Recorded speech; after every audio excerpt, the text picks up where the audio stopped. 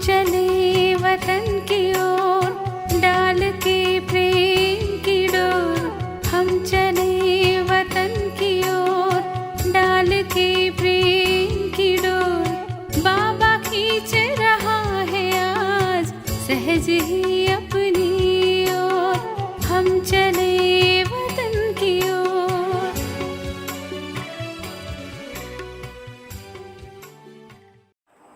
ஓம் சாந்தி. 17/4/69. பிராமணர்களின் முக்கியமான சமஸ்காரம்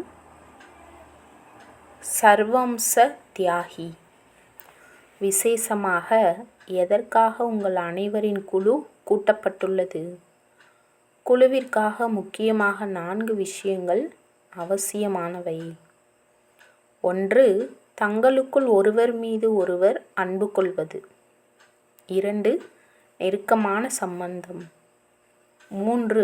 சேவையினுடைய பொறுப்பு. மற்றும் 4. ஞானம் யோகத்தின் தாரணையினுடைய சான்று. இந்த 4 விஷயங்களிலும் தயாராக இருக்கின்றீர்களா? ஒருவருக்கொருவர் அன்பானவராக எப்படி ஆகுவது?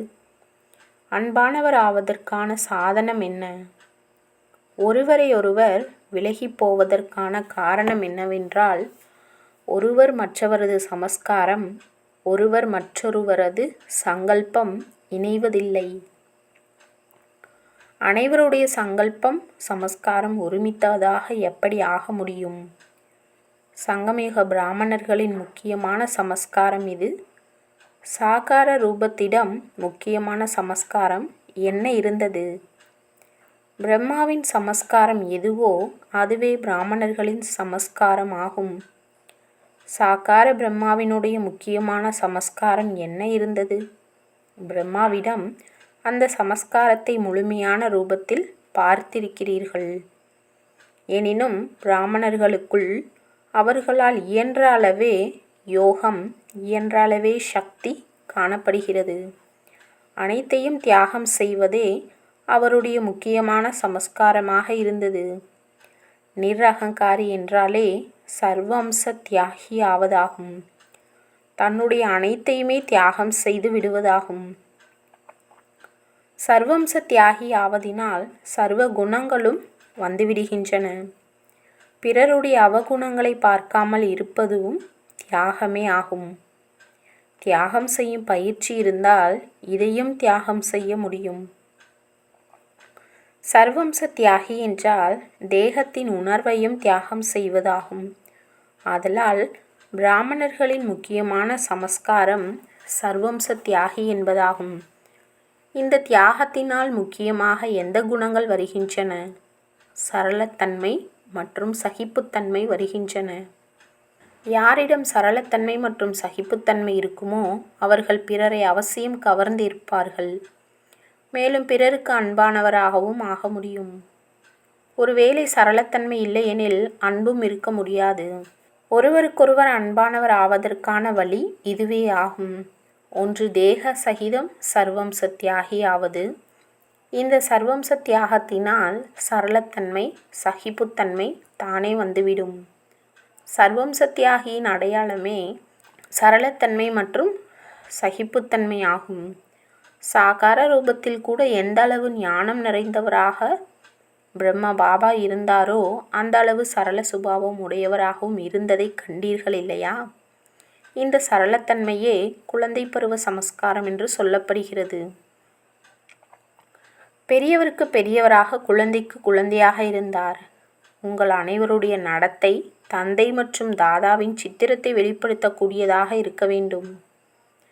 சொல்வதால் அல்லாமல் நடத்தை மூலம் சித்திரம் வெளிப்படும். அத்தகைய நடத்தை இப்பொழுது இருக்கிறதா?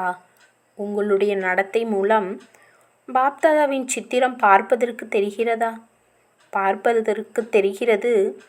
ஆனால் அவ்வப்பொழுதே தெரிகிறது. எப்பொழுது அந்த ஸ்திதியிலிருந்து சேவை செய்கின்றீர்களோ அப்பொழுது உங்களுடைய வார்த்தை மூலம், முகத்தின் மூலம் இவர்களுக்கு ஞானம் கொடுக்கக்கூடியவர் மிக உயர்ந்தவர் என்று புரிந்து கொள்வார்கள். உங்களுடைய நடத்தை மூலம் பாப்தாதாவின் சித்திரத்தை காண்கின்றோம் என்று சொல்கிறார்கள் இல்லையா? ஆனால் அவ்வப்பொழுதே தெரிகின்றது நீங்களும் புகைப்பட கருவியாக இருக்கின்றீர்கள். உங்களுடைய புகைப்பட கருவியில் பாப்தாதாவினுடைய சித்திரம் பதிவாகியுள்ளது. அதை அவ்வப்பொழுது காண்பிக்கின்றீர்கள். ஏன் அதே சித்திரத்தை நடத்தை மூலம் ஏன் சதா காண்பிப்பதில்லை? இந்த முயற்சி என்ற வார்த்தை எதுவரை இருக்கப் போகிறது? இப்பொழுது எவ்வளவு காலம் முயற்சி செய்ய வேண்டும்? நாங்கள் முயற்சியாளராக இருக்கின்றோம் என்று இறுதி வரை கூறிக்கொண்டே இருக்கப் போகிறீர்களா என்ன? இப்போது எவ்வாறு கூறிக்கொண்டிருக்கிறீர்களோ அவ்வாறே இறுதி வரை கூறுவீர்களா? முயற்சி என்ற வார்த்தை கூட இப்போது மாற வேண்டும். இறுதி வரை முயற்சியாளர்களாக இருப்பீர்கள். ஆனால் அந்த முயற்சியானது இப்பொழுது கூறுவது போல் இருக்காது. முயற்சி என்பதன் அர்த்தமே ஒரு முறை தவறு ஏற்பட்ட பிறகு இன்னொரு முறை அது ஏற்படாமல் இருப்பதே ஆகும். அத்தகைய முயற்சி செய்பவராக விளங்குகிறீர்களா? முயற்சி என்றாலே நடைமுறையில் கொண்டு வருவதாகும். ஒரே தவறு மீண்டும் மீண்டும் ஏற்பட்டால் அதை முயற்சி செய்தல் என்று எவ்வாறு சொல்ல முடியும்? இவ்விதமான முயற்சி கூடாது. ஆனால் முயற்சி செய்ய வேண்டும் என்ற லட்சியம் இருக்க வேண்டும். ஒருவருக்கொருவர் அன்பானவராக எப்படி ஆக முடியும்? கடித போக்குவரத்து செய்வதாலோ குழுவாக ஒன்று கூடுவதாலோ மட்டும் ஆக முடியாது. இது ஸ்தூலமான விஷயமாகும். எப்போது சமஸ்காரம் மற்றும் சங்கல்பங்கள் ஒருவருக்கொருவர் ஒத்துப்போகுமோ அப்போதே ஒருவர் பிறருக்கு அன்பானவர் ஆக முடியும். அதற்கான வழியும் உரைத்தாயிற்று. சர்வம்ச தியாகியின் அடையாளம் என்னவாக இருக்கும்? இந்த விஷயங்களை எப்போது தாரணை செய்வீர்களோ அப்போதே அன்பானவர் ஆவீர்கள். சரளத்தன்மையை கொண்டு வருவதற்காக நிகழ்காலத்தில் ஒரு விஷயத்திற்கு மட்டும் அவசியம் கவனம் கொடுக்க வேண்டும். தற்காலம் இருக்கக்கூடிய ஸ்திதி புகழ் ஆதாரத்திலேயே ஏற்படுகிறது என்று நிகழ்காலத்தில் பார்க்கப்பட்டது. புகழ்ச்சி மற்றும் இகழ்ச்சி ஆகிய இரு வார்த்தைகள் இருக்கின்றன அல்லவா? நிகழ்காலத்தில் புகழின் ஆதாரத்திலேயே ஸ்திதி உருவாகிறது. அதாவது என்ன செயல் செய்கின்றனரோ அதன் பலனை பெரும் விருப்பம் அல்லது ஆசை உள்ளது. கடமையின் பலனை பெரும் விருப்பம் அதிகமாக கொள்கின்றீர்கள். புகழ் கிடைக்கவில்லை எனில் ஸ்திதியும் இருப்பதில்லை. புகழ் கிடைத்தால் ஸ்திதியும் இருக்கிறது. ஒருவேளை இகழ்ச்சி ஏற்படுகிறதெனில் அனாதையாகி விடுகின்றனர். தனது ஸ்திதியை விட்டு விடுகின்றனர். அனைத்து செல்வத்தின் அதிபதியையும் மறந்து விடுகின்றனர். எனக்கு புகழ் கிடைக்க வேண்டுமென ஒருபோதும் எண்ண வேண்டாம். புகழின் ஆதாரத்தில் ஸ்திதியை உருவாக்கக்கூடாது. புகழின் ஆதாரத்தில் ஸ்திதியை உருவாக்கினால் தடுமாறிக்கொண்டே இருப்பார்கள்.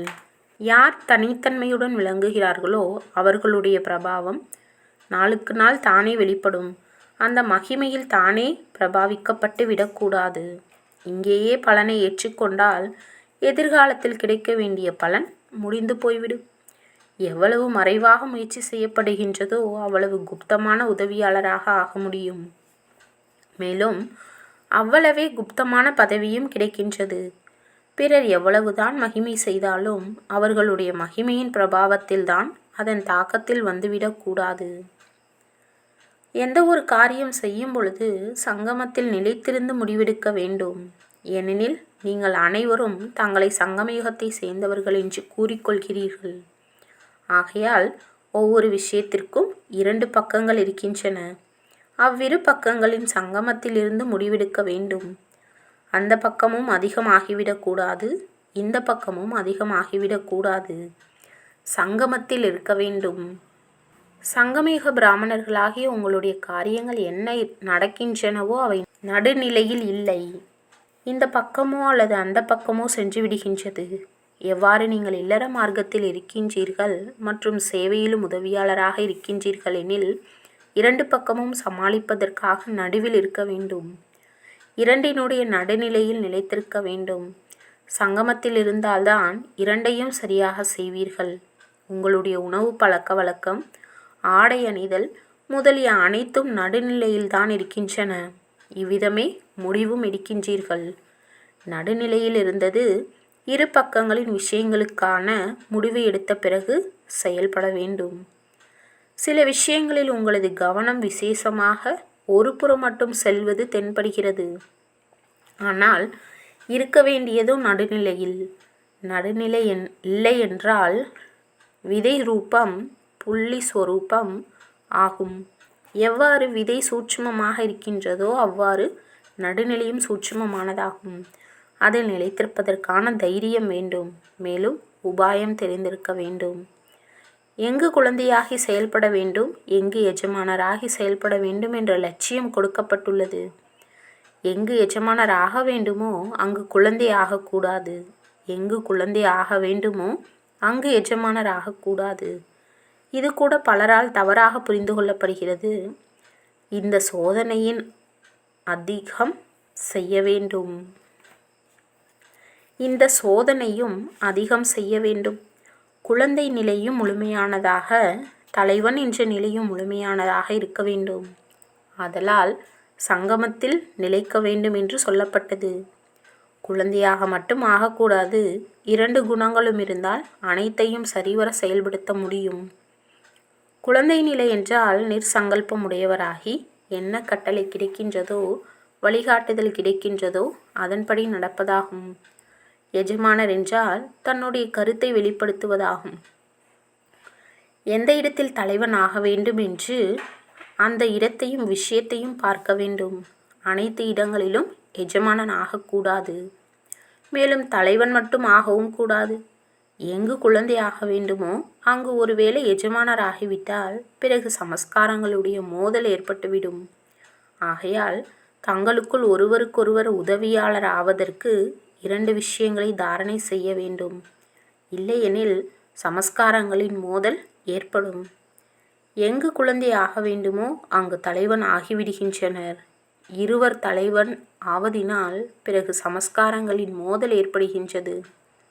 தலைவனாகவும் ஆக வேண்டும், குழந்தையாகவும் ஆக வேண்டும்.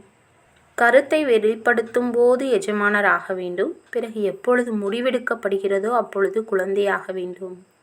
எந்த சமயம் குழந்தையாக வேண்டும், எந்த சமயம் தலைவனாக வேண்டும் என்பதை கூட புத்தியில் தீர்மானிக்க வேண்டும். எந்த சமயம் எந்த சொரூபத்தை தாரணை செய்ய வேண்டும் என்பதை கூட சிந்திக்க வேண்டும். பல வேடாதாரி ஆக வேண்டும் இல்லையா? எப்பொழுதும் ஒரே ரூபத்தில் இருத்தல் கூடாது. எப்படி சமயமோ அப்படி ரூபம் தரிக்க வேண்டும். எதிர்மறையான விதத்தில் பல வேடாதாரி ஆகக்கூடாது. சரியான விதத்தில் ஆக வேண்டும். तो बच्चों को तो सर्विस करनी है. जो बाबा कहते हैं सबको ये बताओ कि देखो तुम्हारा एम एंड ऑब्जेक्ट ये है. एक गीता है बढ़िया. ये राजयोग है ना बच्चे. कैसे है राजयोग? बिल्कुल सहज है कि बाप को याद करो तो ये वैसा मिलेगा तुमको. ओम शांति.